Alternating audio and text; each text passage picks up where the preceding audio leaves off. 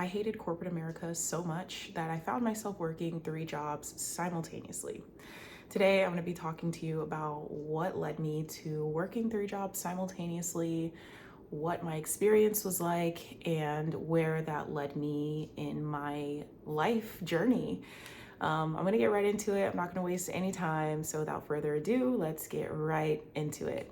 So, I graduated from university back in December of 2019. I actually graduated a whole semester early. It wasn't actually something that I was trying to do when I entered college. It wasn't something that I had at the top of my mind that I wanted to graduate early, but it just kind of worked out that way based on the classes that I started with in my prior years of school. And I actually ended up getting married and having a baby when I was still in college. And so it just made sense for me at the time once I realized that I had the option to do so. And so that's what I ended up doing. I graduated. And right after graduation, I was like, you know what? I'm tired. I want to take a little break and I want to be a stay-at-home mom for a little bit. So I did that. I took a couple months off and I just chilled. I was, of course, looking into what career path I wanted to take. I graduated with a bachelor's in science and arts in human development and family sciences. And I honestly didn't know what I wanted to do, but I knew that I had a lot of options and I had a lot of paths that I could take. But I wanted to do something that obviously was going to give me financial security and something that I felt like I could enjoy for the most part. And I ended up stumbling upon this post-baccalaureate certification program through my alma mater. I went to the University of Texas at Austin, and they had a great program that I ended up doing. So this was in 2020 now, the summer of 2020. I entered this post-baccalaureate program, and basically right out of that program, I got recruited to a company, and it is a pretty small tech company. It was a remote job, and I was so fucking excited when I did my interview and I found out that, they wanted to extend an offer to me. I was lit. I was so excited.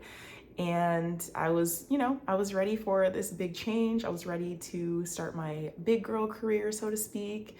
And I dove headfirst into it, not really knowing how it was going to end up playing out, but I was really excited nonetheless.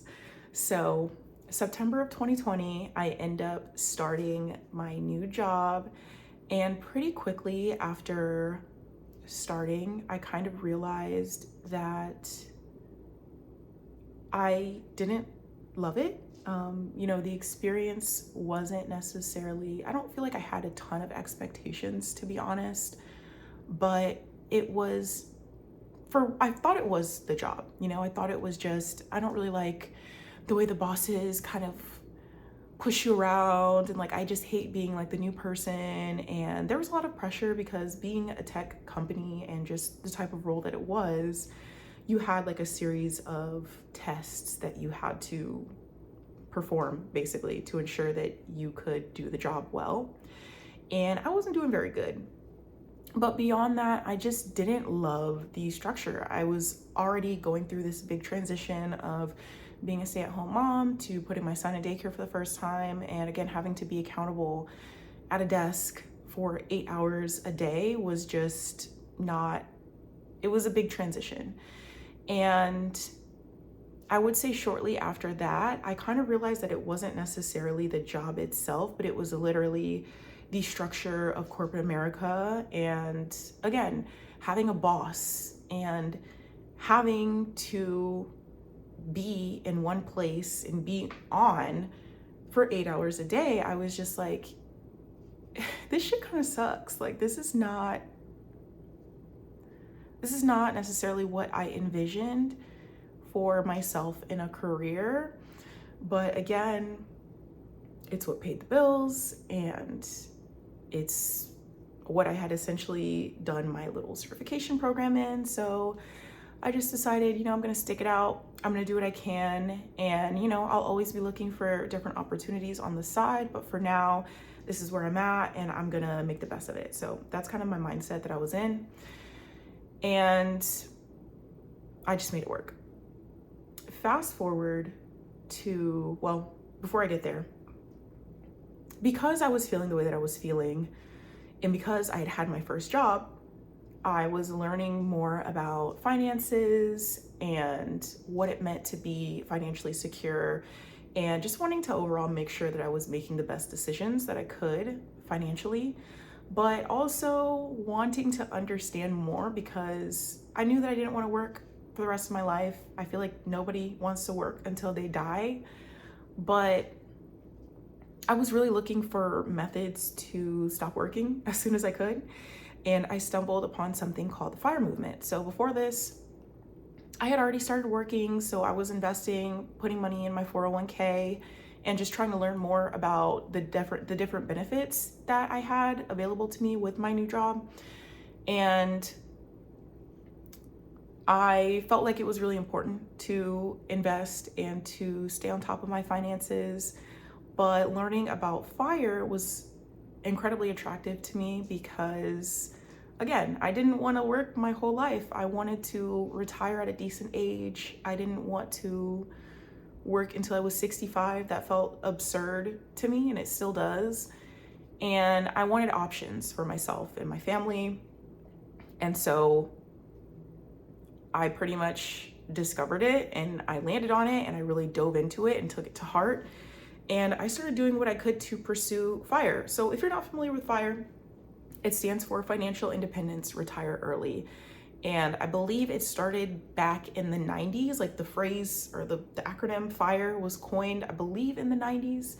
And it started with a book called Your Money or Your Life, or Your Money and Your Life. I cannot remember exactly, but it was basically popularized by this online blogger named Mr. Money Mustache.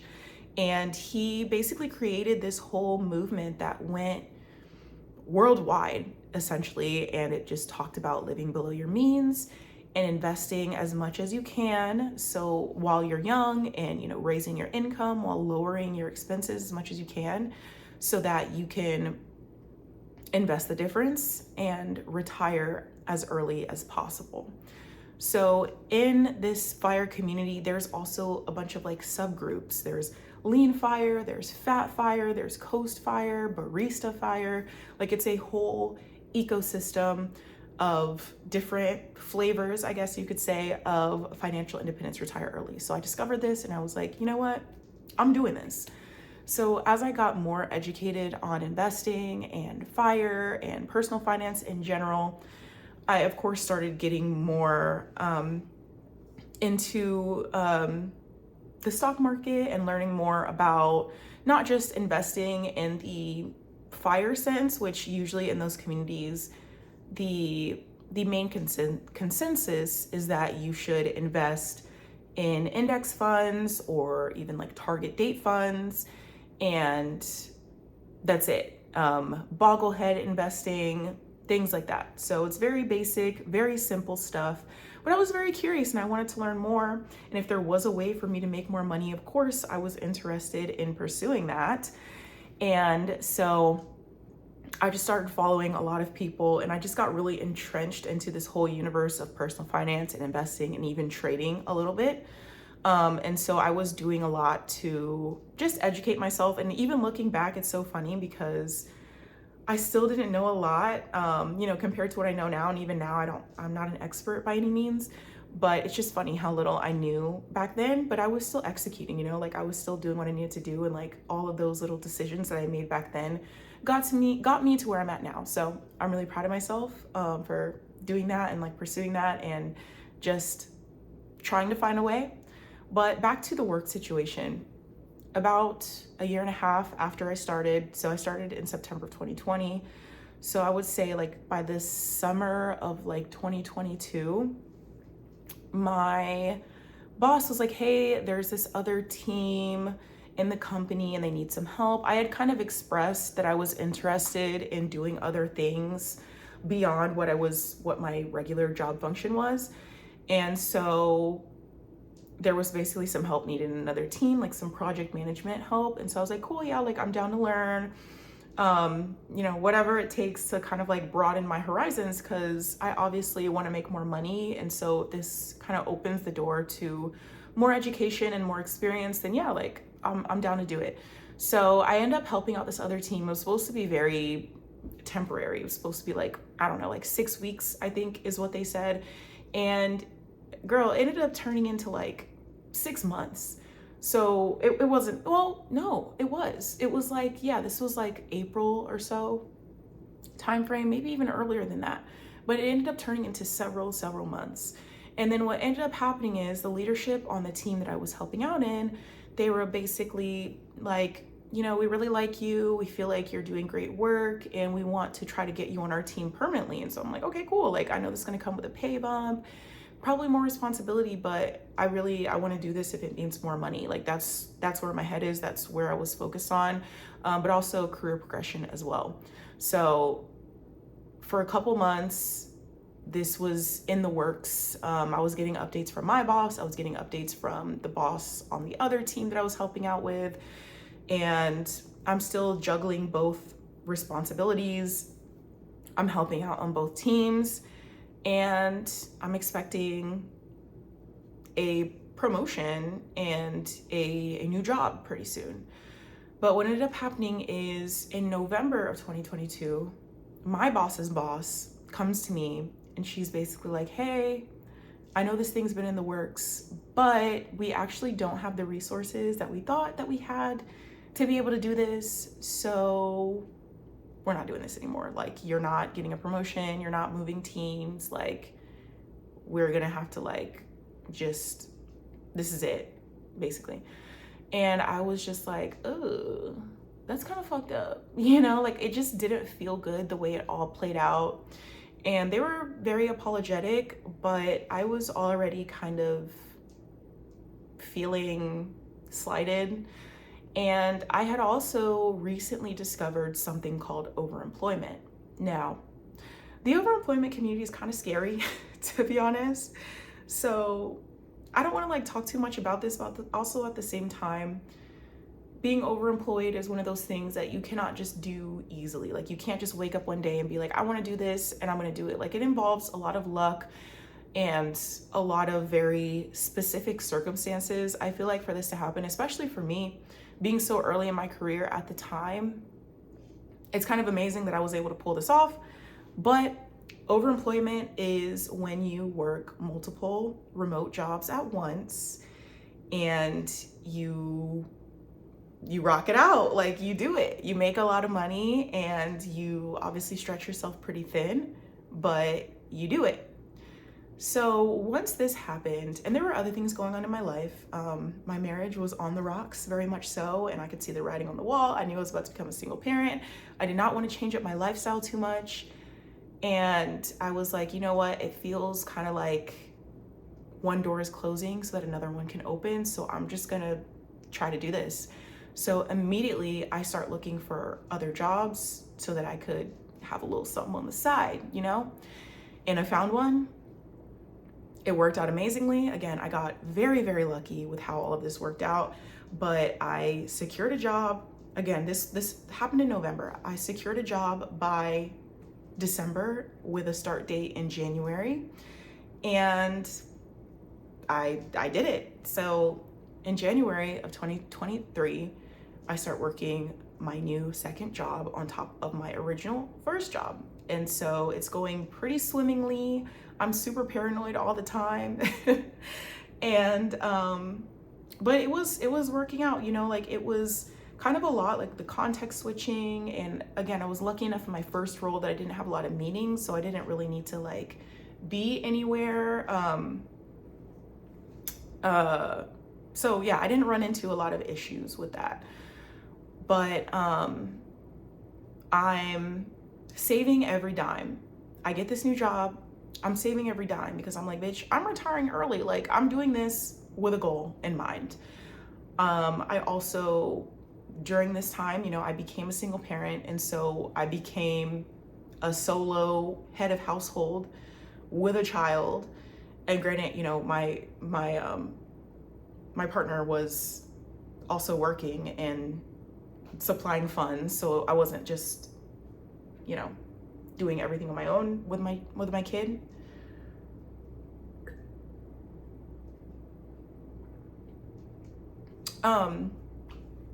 So yeah, I start working, investing, and working and working and working and working, investing and saving. And I was like literally just stacking bread, like printing money. Like it felt so crazy. But then the burnout came. Like it took a little while for it to click out. I feel like the first year was pretty chill. But once I got to year 2 is when I feel like it started getting really heavy. And then of course, me being the hustler that I am, I'm like, I know I'm really stressed out, but I also really want to continue to stack money. Why don't I try to get a third job? Yeah. So I end up finding this contract position. So it was like part-time. I think it was like 10 hours a week. I'm like, yeah, something slight, nothing major. Bitch. It was wild, but I did this contract position for like 3 or 4 months and it was too much. I had to cut it. I had to let it go. But again, I'm investing, I'm saving, I'm working. But by the end of 2024, I was so burnt out and so spent that like it was just getting so bad. Like my anxiety was at an all-time high, my depression was at an all-time high. I'm feeling horrible. I'm not being present for my child. I'm not taking care of myself. Like it was getting bad really fast. I had a lot more just like family things going on top of the separation. And I was just like, okay, something's got to give. Like I cannot keep putting myself through this.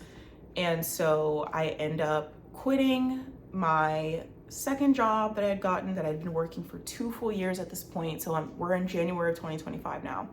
I end up quitting that job basically with no notice. I'm just like, I gotta stop this. I can't do this anymore. And I go on leave with my primary job, my original job that I started with. I basically, I went on medical leave basically for a month. And that month, it flew by. It felt like nothing. And it was nice for me to be able to like rest a little bit. But again, a month in the grand scheme of things when I was so burnt out was literally nothing. Like it felt like nothing.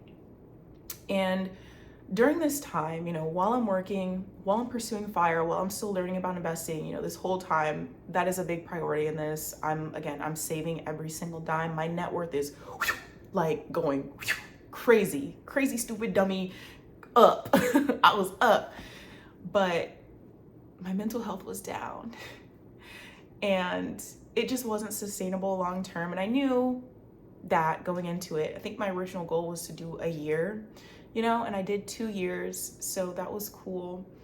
But throughout the whole process, I literally just start thinking about how I was such a privileged little bitch to be able to even, number one, like be lucky enough to find a second job and like not get caught up and still like be able to stay on top of my work. Like that obviously speaks to my work ethic and like my ability to handle that stress. But it was more so about like, I'm working 2 jobs, sitting on my ass at home, but there are people working multiple jobs and they're like relying on public transportation or, any unreliable transportation, or they're fucking walking to work and they're working multiple jobs because they're doing it to survive. Like, granted, it was survival for me in a sense, but it was not life or death, if that makes sense.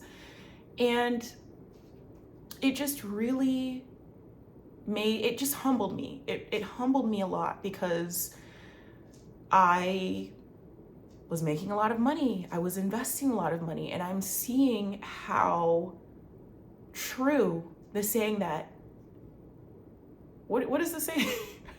The saying of like, it's so easy to make money when you already have money, especially when you're talking about investments and the stock market and just yeah, like how that compounding works was astonishing to me. And